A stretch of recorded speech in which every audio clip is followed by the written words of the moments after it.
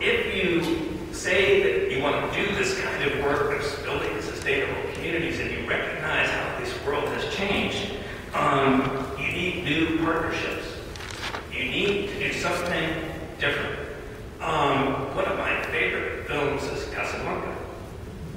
And you remember at the end of the film when the French lieutenant says, round up the usual suspects? We need to round up the unusual suspects. Round up people who haven't talked together. People who haven't connected across city and suburb. People who haven't connected across issues of race. People who haven't put together the pro-equity work around living wage with pro-economy work around industrial clusters. We need to round up the unusual suspects. When we do this, there's another thing that's very critical: collaboration. But what I want to, as we say in Spanish, plant with you is the following thing. Sometimes when philanthropy talks about collaboration, the image seems to be that ride in Disneyland is a small world. If you've ever been on it, you're on a little boat, you go down, you look up, and there's all these little children, they're actually robots singing. And, you know, collaboration is not like that.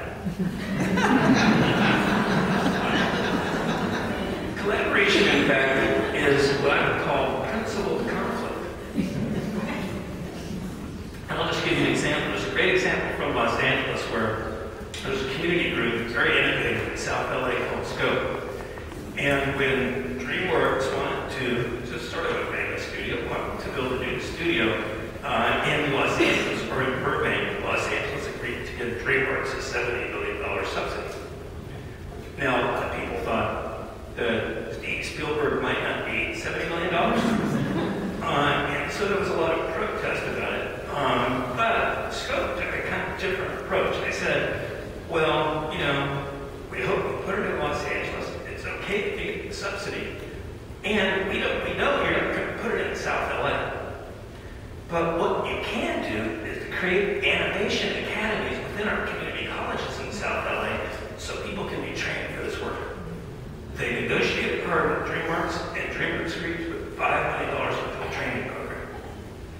Sounds like a house story, but it's an interesting ending, which is that DreamWorks decided not to build a studio.